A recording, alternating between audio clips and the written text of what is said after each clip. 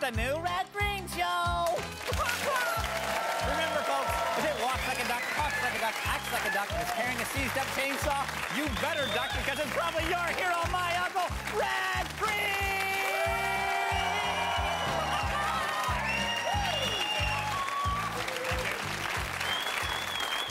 Thank you very much. Very exciting day up here at Possum Lodge. I got this in the mail from the income tax department. I think we're looking at a refund right here, ladies and gentlemen. yeah, right, Uncle Red. You have to, like, pay income tax before you can get a refund. Not if you got a good accountant, Harold. No, it doesn't matter like that. No, you're wrong. You got to pay into the system before you can get anything back. I think you're confusing the word filing with the word cheating. I think you're confusing the word nephew with the word who cares. Stick around, folks. I'm going to share this with you. The news, that is.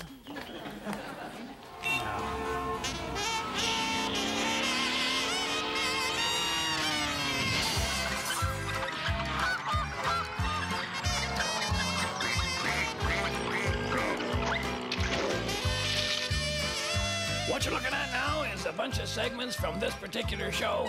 The main message being, for gosh sakes, don't even think about changing the channel. I'll tell you something, you want to make sense out of this program, you got to give it your undivided attention. All right, that's good, Harold. Yeah. Look what we got here, huh? There's a refund check. That's a refund check. Look at that, Harold. That's a refund check. Exactly as I predicted, right there. Well, Uncle Red, you got to pay into income tax before you can expect a refund. It's a great country, isn't it, Harold? Huh? Hey, let's see. Let's see how great. Give me a hand here, Harold. There we go. $11.43. Not bad. Not bad. Uncle Red, that's a fly dropping there. Try that again. $1,143? What? No! Oh, man. That's wrong. That's a mistake. No, that's a mistake. No, we're phoning the tax department because that's a mistake. We're going to get this straightened out. I'm not phoning anybody, Harold. You know, I'm just thinking now that I may have made some comments, you know, about the government, the tax department in particular over the past. Some comments? They were threats. I heard them. Threats. Whatever, Harold, but you know, I'll tell you, when you take a man who's barely making ends meet and therefore not ever able to generate enough income to actually pay the income tax, which is a privilege. You know, that's a privilege, Harold. Oh, yeah. We're one of the most privileged countries in the world. There you go. And you hand that man $1,143. I'm telling you, this is a great government we got here, Harold. This is a good deal. Now, later on in the show, we're going to be making a little bit of wine on the Adventures with Bill segment, so I had driven over to the vineyard in the Possum van. That would be me arriving there now.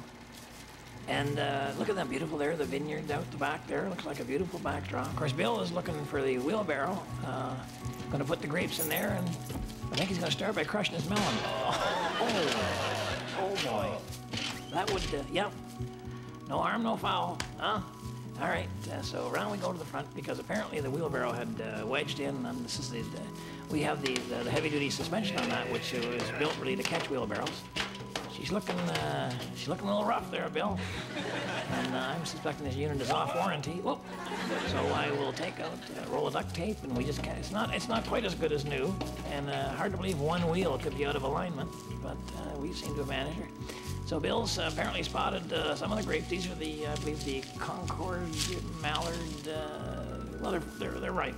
Well, we don't know they're ripe. Bill's gonna just put the grape in your mouth, Bill. Just put it, Bill. Oh, gosh. Oh, I'll try one. Bill needs a hat. What's this? Oh. Kind of the bulk approach. And he's all set. Throw it in the wheelbarrow. That's not going to work. Oh, now looking in the campfire, tell me what you see. A pile of logs and kindling, the artist formerly known as tree. Or do you see the spirit calling you like a brother? But if that spirit looks like an aerosol can, I suggest you run for cover. Welcome to the Possum Lodge word game, where tonight's grand prize is a year's supply of unmarked pharmaceuticals from the Craig House Pharmacy. Uncle Red, you have 30 seconds to get Mr. Mike Hammer to say this word.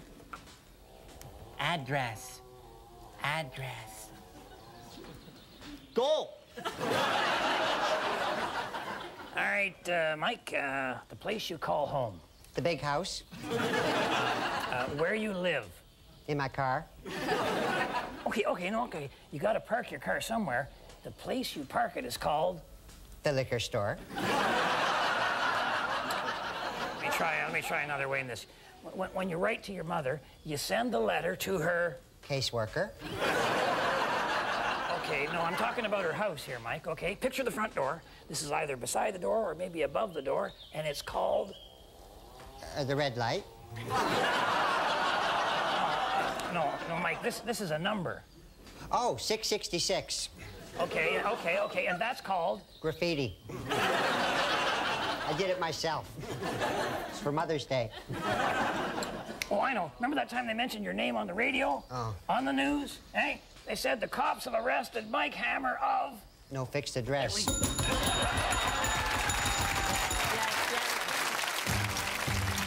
You know, science has put a man on the moon, cured a bunch of diseases, and even defined the origin of the universe. But as yet, they have failed to solve the ultimate mystery, how to make a half-decent amphibious car. So today on Handyman Corner, I'm going to solve the question that has plagued mankind since, well, the late 50s, I guess. See, anybody who's made an amphibious car has failed because they started with a car and tried to make it seaworthy. I'm going to start with a boat and make it roadworthy. I got this boat here. She already floats, got a motor on her. All I need to make it into a car is a set of wheels. But wait a minute. This boat already has a set of wheels on the trailer. All I got to do now is hook up the motor so that it will drive the wheels. Sounds hard, right? Wrong. See, all you need is one more outboard motor, so you got one for each side. Then all you do is remove the propeller, be a cotter pin on here. Oh, no. And, of course, you got to remember now, outboard motors are water-cooled. Now, we're going to compensate for that by going really, really fast. Now, all you got to do is remount this so that this shaft rubs up against the tire, and you let friction do the rest.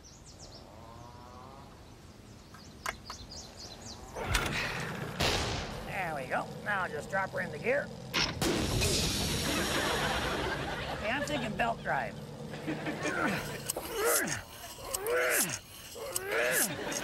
Now, for making the belt, I suggest something strong, flexible, and waterproof. The handyman's secret weapon, duct tape. Okay, just lay that in there. Boy, that wouldn't be any more snug if I'd actually taken the time to measure it. All right, let's give her a try. Just start up the motor.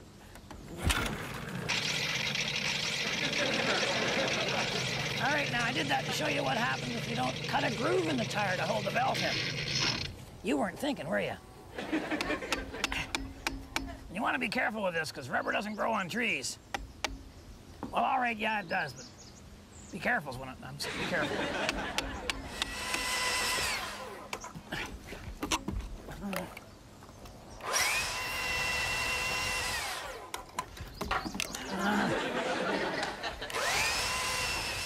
All right, there's our groove done. We got our belt in it.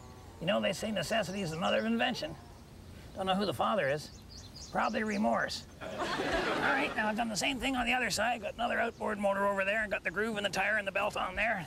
Of course, I kept the original outboard motor on the back because she's got the prop on her, and that's how we're gonna drive our boat. Now, the way we steer this thing is the same way they steer the bulldozers and the tanks by speeding up one side or the other. So, if you want her to turn left, you speed up this motor. If you want her to turn right, you speed up this motor. Keep them both going the same speed, you're going straight ahead.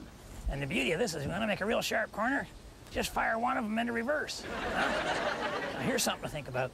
The boat floats, but the trailer doesn't. So you have to attach one to the other. Spend a little extra and make her solid.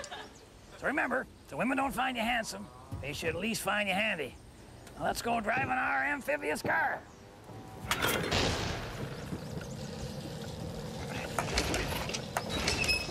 Choke to that, choke.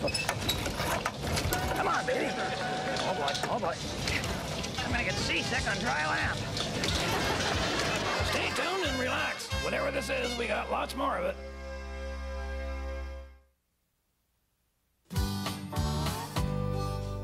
I want to talk to you guys about something that's going to happen to your wife that'll have a tremendous effect on you. You know, a woman gets into those middle years and she has this brief biological urge to have just the one more child. I don't know why. Maybe it's because her babies are grown, or maybe she sees a younger woman expecting, Or maybe she realizes that once the kids move out, she'll only have you. But believe me, parenthood at your age is not a good idea. As you're slipping into your second childhood, you don't need somebody around who's just starting their first. And you don't want somebody else in the house who goes to the bathroom more often than you do. So here's what you do, okay? Borrow a baby just for the weekend. Find some new parents and babysit. You know, give them a little break. I'll tell you, by the time you hit the 1 a.m. feeding, your wife will be having second thoughts. And then the 3 a.m. colic fit, she'll be asking you to phone the parents.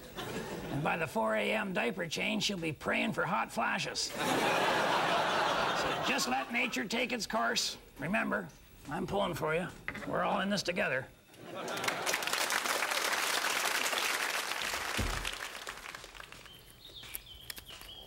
Yeah, it's all here. You ever see $1,143 in one place before, Harold? Yep. On Baywatch nights. Yeah, they had these drug dealers, right? They were illegal drug dealers, you know, not like pharmacists or something like that. These were illegal drug dealers, right?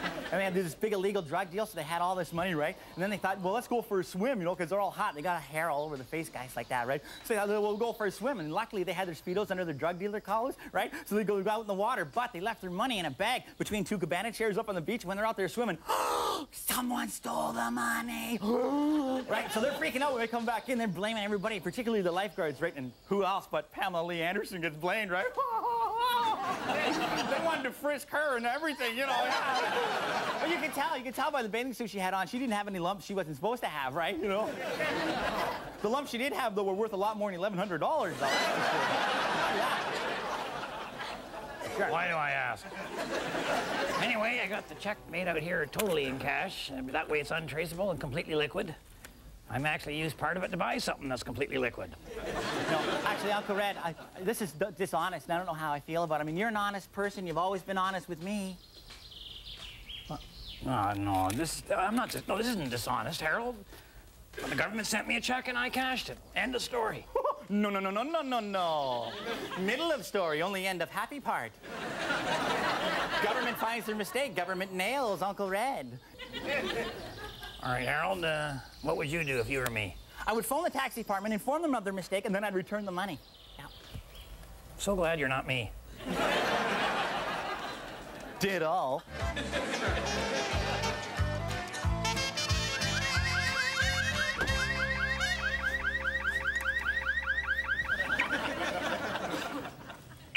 911, how can we help you?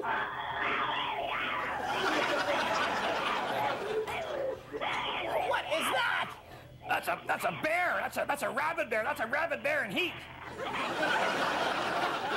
Sounds like a wolf with a wedgie. Man, Harold, I don't know, but I'm glad I'm not in the room with that darn thing. Well, somebody's got to be in the room with it. How else did they make the call? Oh, boy. Houston, we have a problem. All right, we got to calm the dog down. Harold, we got to talk to it. Talk to it. Okay, well, we got to find out the dog's name. What would you name a dog that sounds like that? Killer. Terminator.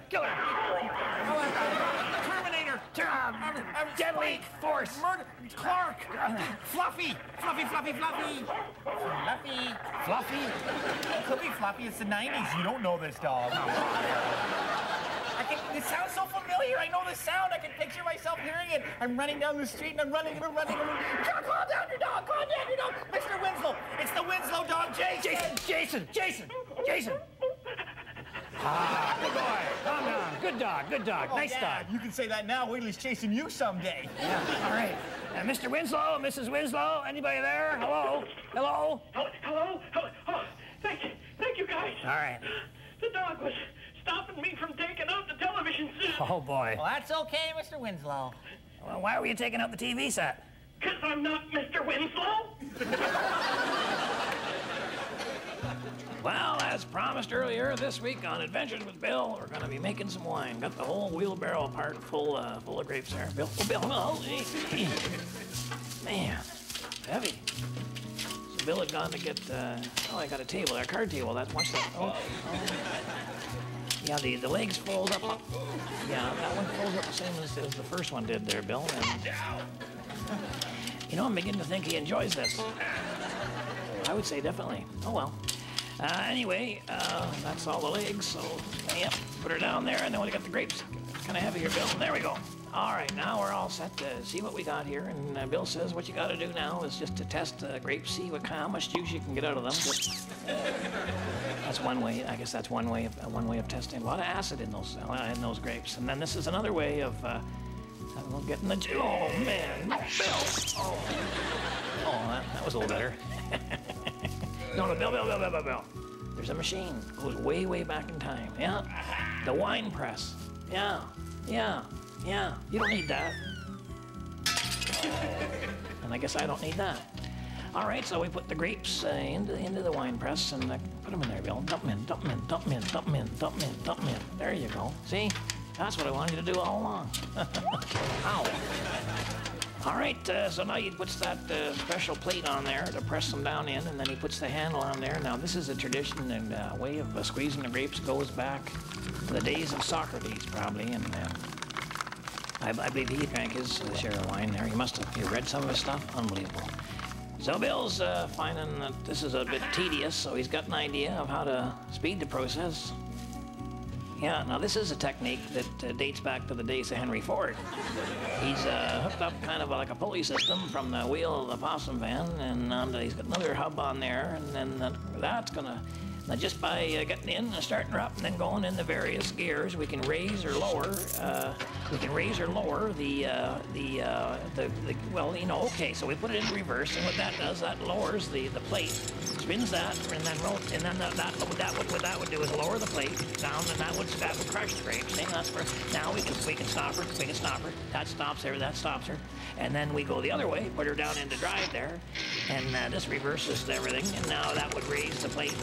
Raise the plate back up, and I just was so enthused with this that I kind of, sometimes we should have worked out our hand signals, because I thought that meant put her back into reverse and crank her down, whereas, well, this is unfortunate. Don't watch this part. No, it's fine. But we got ourselves some wine, and maybe not as clear as what it could have been, but we made up for that in quantity.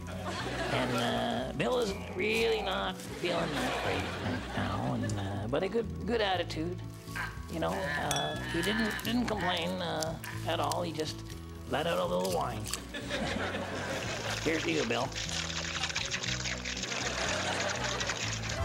Here's something sent to us by a viewer. It's the Possum Lodge Oath, all done in Old English and beautifully framed.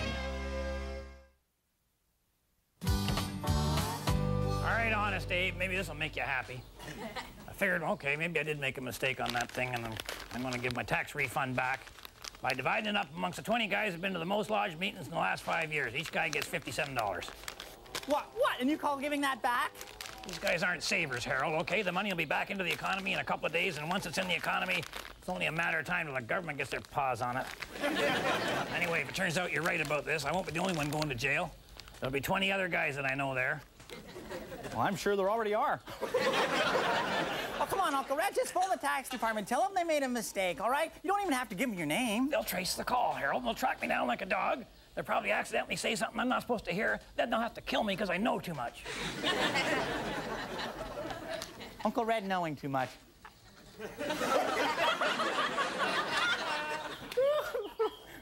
Nothing. And now it's that part of the program where we focus on the three little words men find so hard to say. I don't know. Okay, excellent. All righty, now, to join my Uncle Red in the expert portion of the show is his best friend and the president of Rothschild Septic and Sewage Sucking Services, Mr. Winston Rothschild. This week's letter comes from a lady in Cincinnati, Ohio. Dear expert, I've been trying to start my own car rental business, and it's been a disaster. I only rented one car last year, and the guy never brought it back. So technically, I guess that's car theft. What can I do to save my business? Signed, the number 2 car rental company. We're not number 2, but we feel like it. Well, your problem here is clear. It's market position, okay? I mean, well, you got to be first and you got to be best. If you can't be best, you better be first, because if you can't be first, it's not going to be enough to be best. Now, is that true also in romance? Because these days it's awfully hard to be first. Yeah. Harold's having trouble just getting in line.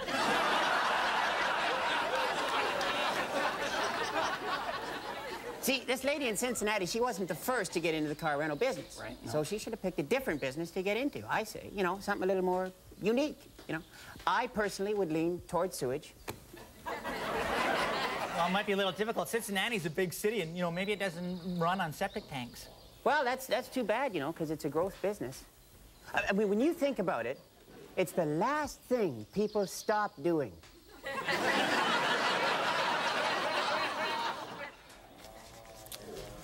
Well, that's all done. 20 guys shared in my income tax refund. The reaction was pretty consistent. Big smile, and then the creeping realization that now they owed me big time. Uncle Red, I phoned the tax department. Pardon me, Harold? That's good news. What? It's good news. It's okay. It's All good right. news. Oh, Okay. Get this. You're going to love this. All right. This is so good. Go ahead. This is great. Okay, you know what? Over the years, right? Yeah. Over the past few years, this Yeah. is so good. You're Yeah. just going to All love right, it. good. Yeah. Over the past few years, right, you've exceeded the maximum limit to your personal medical expenses, right? Yeah. So now you're entitled to a rebate of $1,143. Isn't that great? Are you telling me my tax refund was okay, Harold? Oh, no. Oh. No. All right. No. It's not a refund, it's a rebate. The money was all yours. Yeah, it's all yours. That's not a problem. But the way they phrase things up there, eh? Woo! Those guys. Those guys. Harold, What? you made me give my refund away to all the guys. No. Yes. Yes. I did not. No. You chose to do that. I suggested that we phone the government and straighten this whole thing out, but oh no. You chose to give the money away. I would never choose to do such a thing. Personally, I would say that's stupid. Harold, you know how sometimes people need time alone? Yes, Uncle Red, I understand you need some time alone. No, not me. You need time alone, Harold. Away from me, it's important. Now, Harold. Okay, yes. All right, point taken. Understood. I'm receiving what you're sending All out, right, and yeah. I'm gonna go. All right.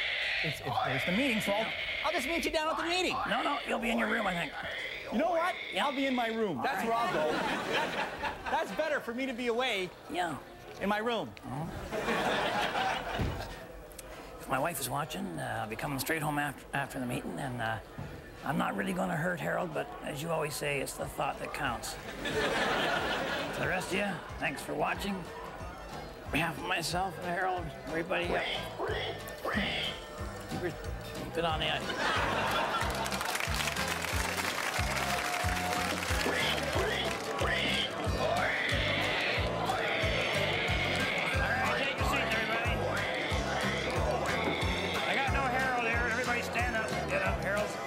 Coming to meet.